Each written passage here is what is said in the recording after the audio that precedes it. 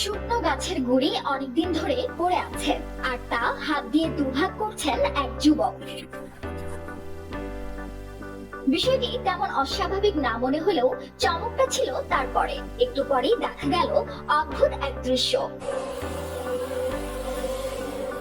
গুড়িটির মধ্যে মৌচাক তৈরি করেছে হাজার হাজার মৌমাছি, তাতে ঠাসা রয়েছে গলানো সোনার মতো মধু। সম্প্রতি এই ভিডিও পোস্ট করা হয়েছে সমাজ মাধ্যম ইনস্টাগ্রামে। সামাজিক যোগাযোগ মাধ্যমে এটি এখন রীতিমতো ভাইরাল। ভিডিওতে দেখা যায় এক ব্যক্তি কোনো রকম সাবধানতা অবলম্বন না করেই গুড়িটি হাত দিয়ে চিরছেন। তারপর ধীরে ধীরে তা উপড়ে তুলে সেটিকে খুলে দেখাচ্ছেন দর্শকদের। তার গায়ে এসে বসছে মৌমাছিরা।